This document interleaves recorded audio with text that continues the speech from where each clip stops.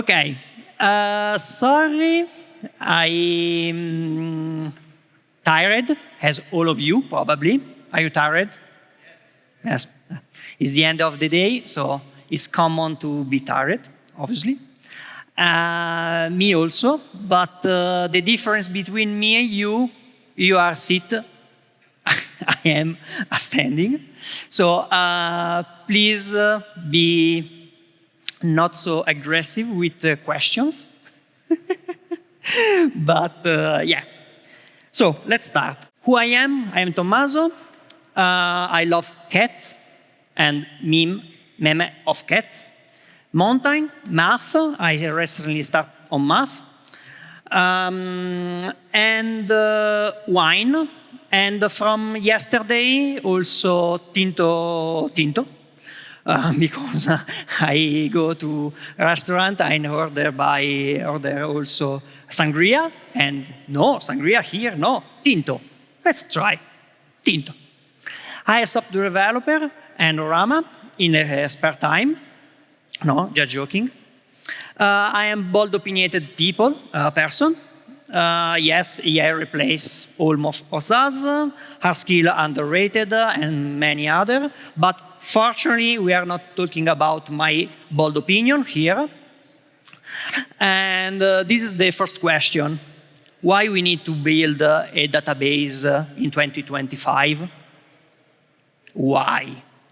The answer is always the same. Yay. But which is the problem with EA? Let's have an example, an exercise. So let's suppose we want to build a RAG system. We are not talking about RAG, EA, and blah, blah, blah, okay? So please stay here and not go away. But give me just 1 second. So let's suppose we build a RAG system. So we have a backend application, LLM, and database.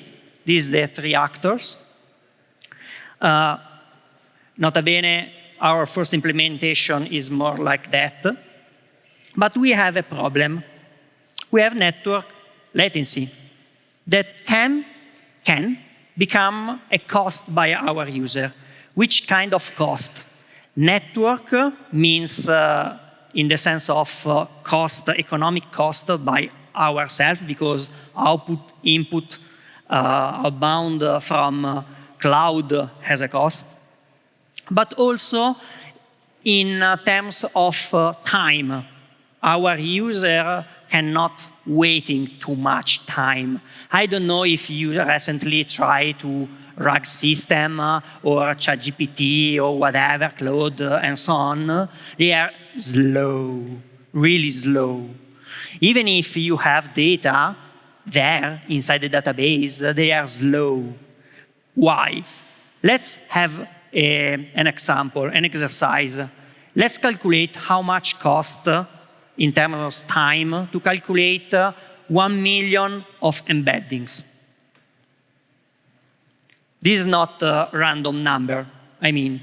So if we have 1 million of elements, more or less 200 milliseconds with LLM, OpenAI,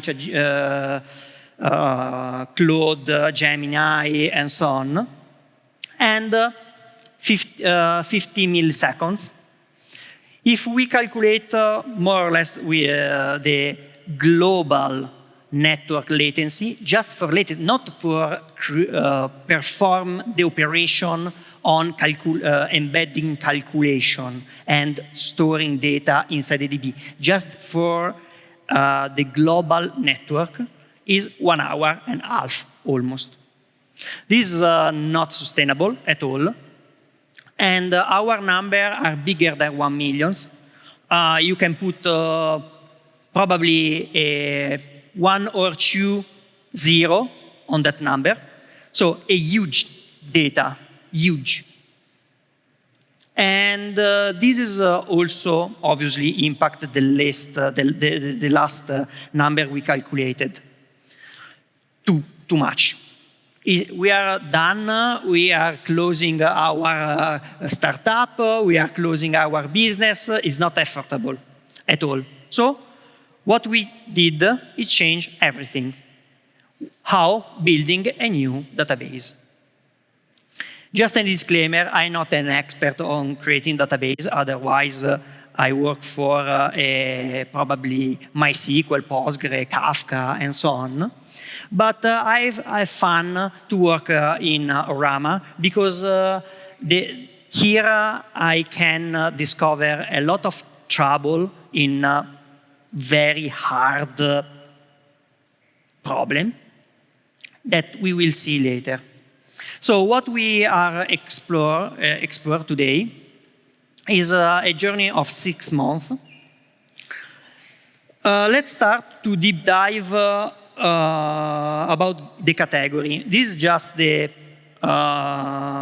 first page about Gemini, about Stack Overflow, about documentation in general, that describe database, categorize them in a relational, document, graph, time series, key value, and so on. But essentially, what those discussion, those documentation miss is the reason why I need a relational instead of documents, or graph, or time series, or key value. Every database here that is not database, but it's categories, but makes sense. Makes sense only in specific use case. So what we want is to add a box here for our use case, nothing more. As I said, it seems simple, but it's not at all. So let's open a DB and let's start to see what it means. What it means write a database. These are the first, the 4 points we discussed today. Data structure and algorithms on that. Data durability, external API, and guarantees. Data structure, you mean data trees, graph, and so on. Data durability means how we can ensure our data are not lost. External API, what means how I can insert physically, technically, data or query your DB. And guarantees means, we will see later, but means which guarantees my database give me. For instance, how many of you, let's try with this question. How many of you consider MySQL a database? Okay. Redis a database? Less. Kafka has a database. Good. Because technically, what is a database is something I can insert and query. And the data survive to a restart or to a crash. So this is just the first 4 points that pop up in my mind, but there is also other. For instance, process and thread management is a hard topic, very hard topic, and also other. But for today, we want to, I don't know if you, but I wanted to discuss about this. Feel free to put a question as you wish. So, data structure. Data structure for full text search. We are a database. We want to perform a full text search. Technically, we want to perform full text and vector search. So, I want to point better the attention, the focus on full text search and vector, but there is also other kind of search type that we will not deep dive today. So for full stacks, we have radix tree and finite state transducer. Sorry, is unpronounceable for me. Who know radix tree? You are in the right room. Who know about FST? Good. So, radix tree. Radix tree is a tree. Who know trees? Okay. For the other, or just for reminding for everyone, a tree is a data structure, something like that, and is structured by nodes and arc. Technically is a graph, and not cycle graph, but we can think better as a node and arc mixed together. What I mean, the black points are the nodes, and the arrow are the arc. So starting from, this is the pointer, no? But anyway, starting from the top, we have the root node.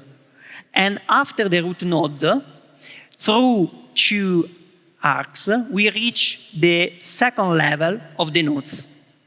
And you can see here there is two nodes, and so on. So nodes are connected by arc, but there is no way to build an arc that bring me from a leaf node to the top. So there is no way to return back upon. This is exactly the main difference between tree and graph. And in particular, radix tree is a very, very good data structure that allow us to not store strings as hash map. I can build a big giant hash map where the key are the string and the value are whatever. But in that case, I consume a lot of memory because the initial part of every words are not shared, are replicated. Instead, with radix tree, as you can see, we reuse the same nodes, the same arc, to reduce the amount of the memory. So, Ruber, because I choose it because it's easy to pronunciate, is R. Now go to the right, UB. After, go to the left, R, and after to the right, Uber. And this is how radix tree works. It's a very, very efficient data structure you can store in memory.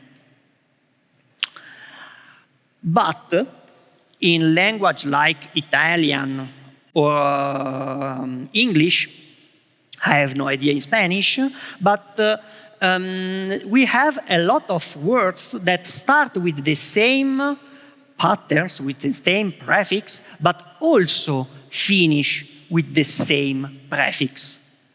For instance, adverb in Italy commonly ends with mente.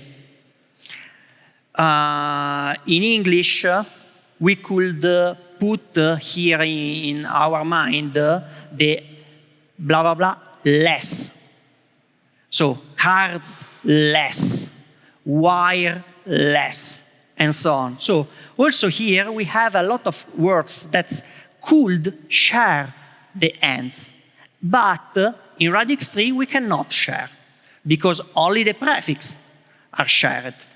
So, radix tree is efficient, but not enough. And this is where FTS can help. Not only share, is the same logic before.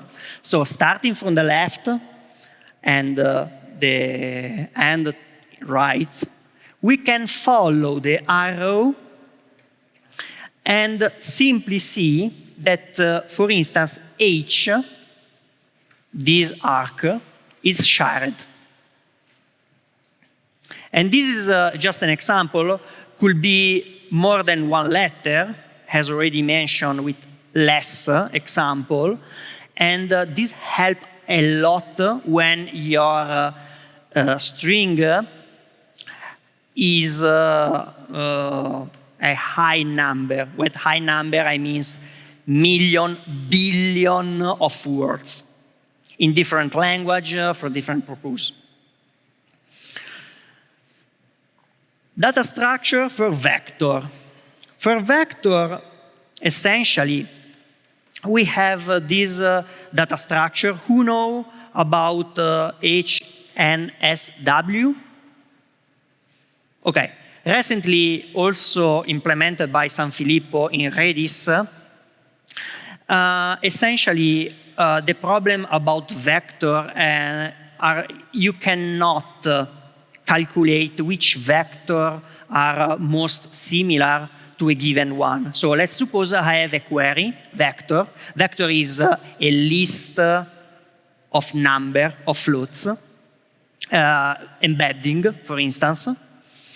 And you have a data set in which the number of elements are 1 million, 10 million. So let's suppose to calculate the similarity between every document is a big effort, too much effort. So instead of performing a brute force operation, we can leverage on this algorithm, this data structure, that is not deterministic. What I mean in the algorithm, there is a random. Literally, there is a random during the construction. Because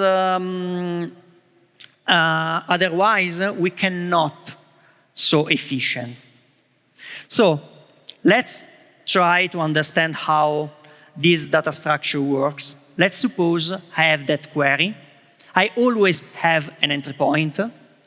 And to give you just an idea how it works, it's structured by a layer. The last layer, the layer 0, contains all the vectors. Instead, the layer upon contains a subset of that vectors. Till the first one, actually is the last because the number are the reverse, contains a few points. So let's start to entry points. And this is the entry points. Again, choose randomly. And I follow the arrow and check which one are most similar to my query. Find, obviously, is not similar enough. So what I can say is go down to the next level, following the same points. And I treat that points as the new entry point. And again, on that level, search which one are the most similar vector. Found, okay. Again, top down, go to the layer 0 in this case, and find again the most similar vector. In this way, we can, in log n, more or less, achieve our result. Instead, log ODN. And when n is big enough, the difference, you can see the difference. But in database, you don't have a static data set, no? You always have insertion, queries, deletion, updating, and so on operation. So what can help us, again, race condition? Who know about the race condition? Okay, so let's see, to explain what we mean with race condition. Let's suppose you have an integer number, let's say 0 for simplicity, and let's say you have two threads. One reading the integer, and the second is reading the integer. This situation is not safe. The worst scenario is two threads write at the same time that integer. Because without those facilities, it's impossible to say what is the next number, even if the thread perform a +1. So let's suppose you have a function that apply a +1 to a number and invoke that function in two different threads. Which is the output? You could probably say 2, because I started from 0, I have two threads, each thread just make +1. So it's safe? No, it's not safe. You can say 153. It's completely valid output. So what we can use to avoid this situation is mutex, read-write lock, atomics, and the lower level one, semaphore. Mutex are mutex exclusive, so it's just one for reading and write. Instead, the read-write lock segregate the write operation, the read operation, because multiple read operation are actually safe. It's just the write operation that create a problem. So read-write lock allow just one write or mutable exclusive many readers. Atomics is a use CPU structure that handle the atomics well, or in some cases use mutex for all the machine, but for the modern one, atomics are well supported. And semaphore are just a way to say, I want to perform 5 operations on that. So he allocates more or less a pool of 5 and schedule accordingly the operation. You can build mutex read-write lock on semaphore, but it's hard. But is a good exercise if you want. There is some books on that.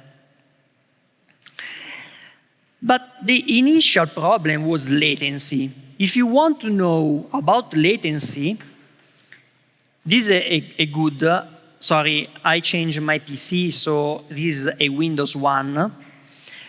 I have no CURL. Here, this is the output you will see, but is not understandable. This is the same output.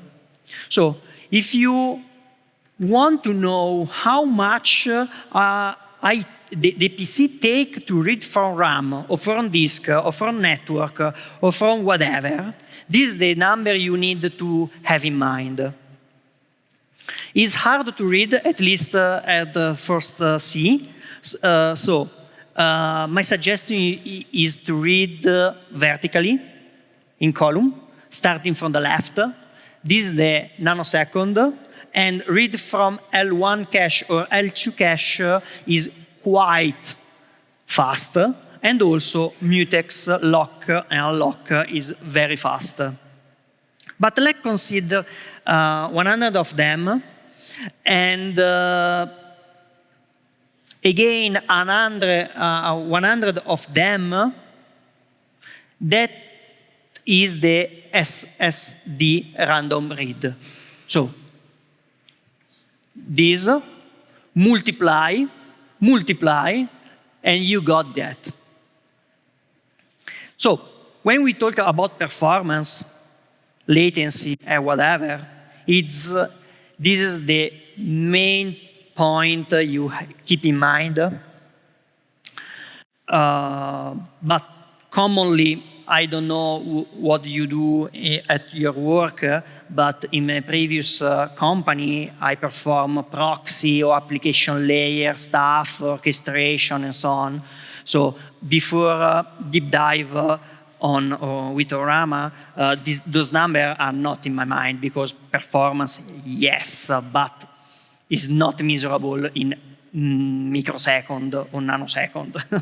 It's milli or seconds. So, no, this is not the slides. Okay. So, data durability. We already say that data durability is one major point of a database. So, I can insert, I can shut down, I can start up again, and the data is there. So, I can query. Typically, we have two kinds of data storage, file system and RAM. There is other kind of storage. We will not deep dive on that. But the file system is where the data lives, rests when you shut down the server. And RAM, it depends. Redis, for instance, keep every part in the RAM. So at cert type, copy almost what in file system he have and put in, dump it in RAM for a fast retrieval. But you cannot put every part in the RAM if you have a million or billion of documents. So there is not there is a threshold. For instance, RAM cannot, if you think about Google Cloud, more than 200 of giga is difficult to have. That is a lot, obviously, but and you pay a lot. So in somehow you need to face up with a file system, also for the durability. So is a trade-off. Put in RAM what you need as fast as possible. Put in file system what you can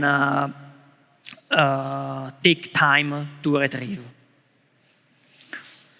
But there is another point. No? When we insert the data, we got a response. No? We got, okay, the system, the database, accept your request, and the data you insert is really inserted.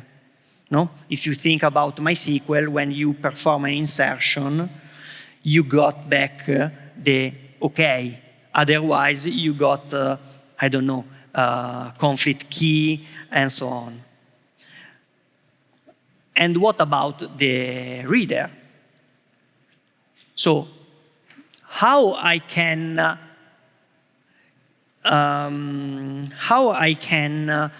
coordinate the write part and the reader part. For instance, in Mongo, you can, during the insertion, say, hey, be ensured that every node in the cluster has written the data on the file system.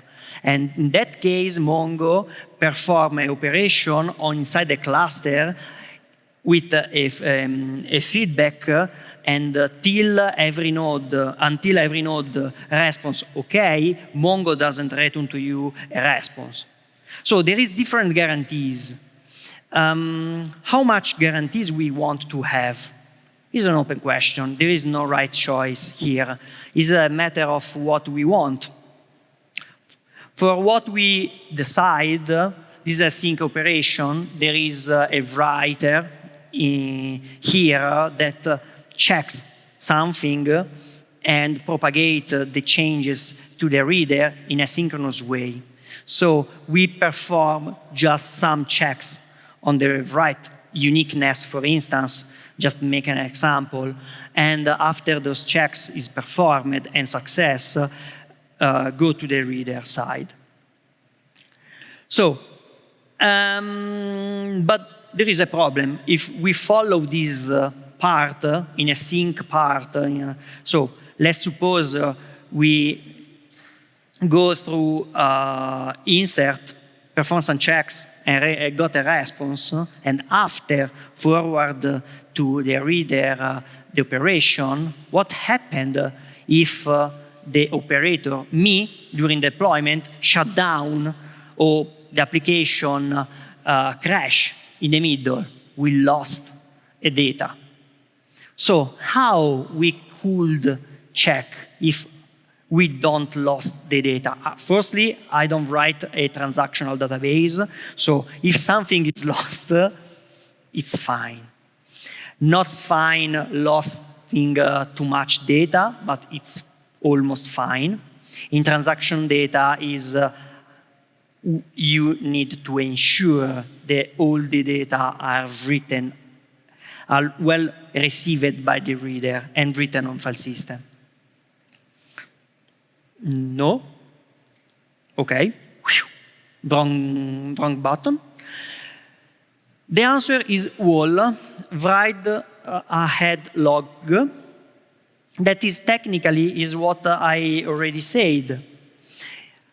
Perform some checks, write in the log, not to in a synchronous way, and return back the response. So wall, write ahead lock is the answer to this problem that allow us again to perform some action, some operation, some checks on the writer, write in that log. The log is just an append only data structure, and after write them, the operations, I can answer to the insert response. The reader side is just a matter of cursor inside that logs that just increment the cursor by one, by one, by one, by one, applying the changes. So, again, external PI is easy, but not so easy, because you need to understand the permission, who managed the permission, how to manage permission, on which entity you want to manage permission, the data type, string, number, Boolean, which data type you want to support, protocol, how the application connects to you, TCP, UDP, through HTTP, not faster but easier for developer, JDBC, no, don't do that, or other, probably. You need to choose. Finally, guarantees. Guarantees are split in three categories: consistency, availability, and partition tolerance. We talked a little bit about consistency when we talk about async propagation, because consistency actually say a write operation, the most recent operation is visible to the reader at the same time, to all the reader at the same time. Harder to achieve, but again, if you want, you can wait all the reader receive the operation, and only when all the reader receive the operation, you can say to the writer side, okay, so you can respond to your client, okay, I have inserted really your document. High availability, what happened if my system fails? I need to guarantee all the data are available even if on failing nodes. So just to make an example, when you put a database in production, you have a cluster. How many of you have a cluster in your production environment? No, please, no. Okay, probably you don't know, but you should. So if you leverage on cloud databases like Mongo, like AWS database, Cassandra, and so on, is automatically distributed, is automatically in high availability. Last but not least, partition tolerance. What happens if some parts of your data is missing for different reasons? You need to guarantee to the other part of your data is still available. Now, probably you are questioned why we are talking about this, because there is a cap theorem when you can pick only 2 of them, of 3. You cannot have only 3. It's impossible, literally. So you need to choose. There is no right way to do. There is no the good choice. It depends on your business case. Even if you are using, let's suppose, hey, there is a greenfield project, let's build up a new blah, blah, blah, blah, blah, blah. We need to choose a database. Obviously, if you work for a company, you cannot have the freedom of choose a database of choice. The company probably has MySQL, Mongo, I don't know, but typically keep the same database across projects. But did you know about the guarantees of that database?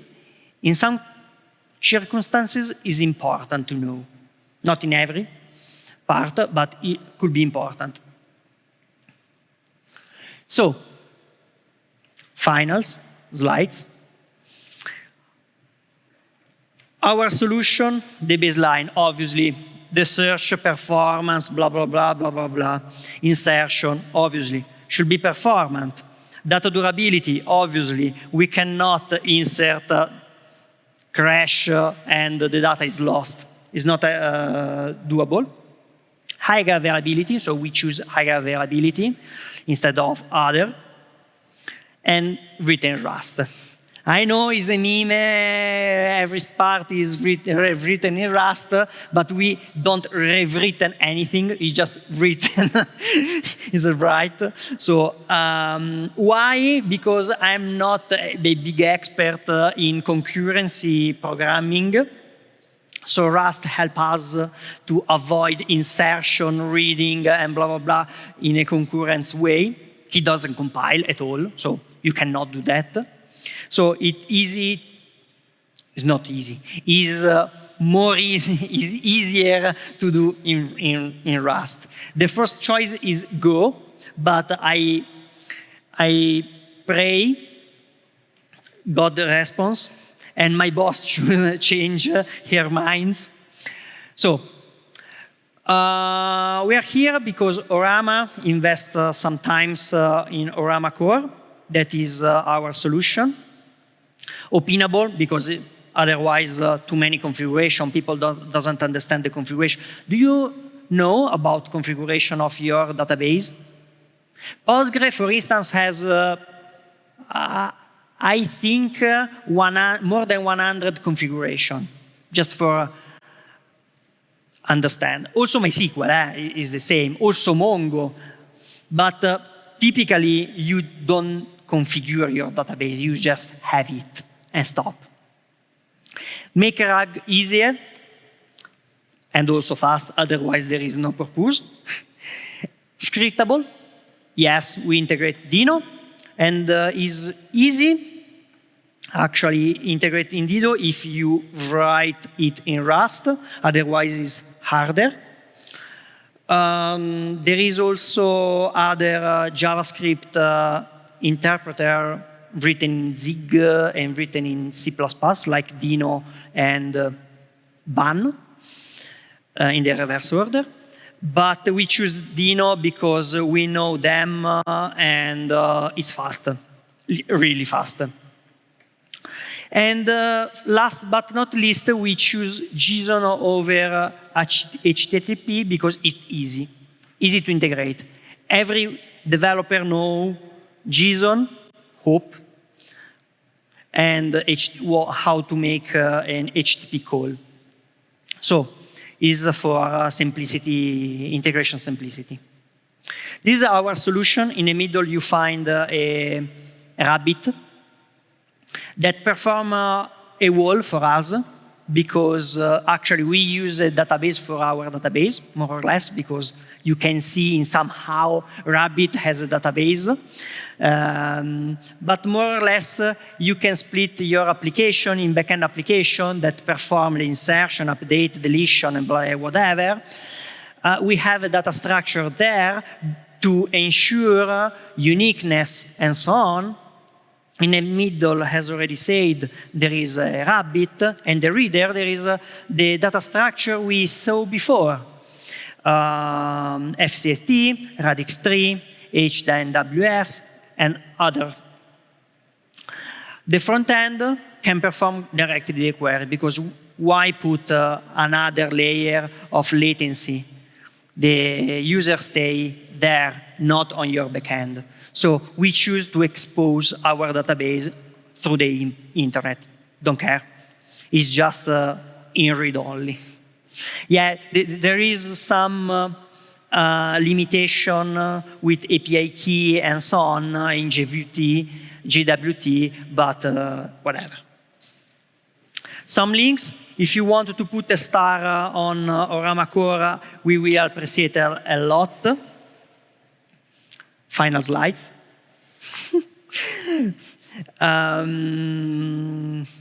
So, if you want to really appreciate a star on GitHub, thank you. Don't forget to rate the talk. And if you want, I write on LinkedIn post sometimes. So, thank you for coming. And that's it. Thank you.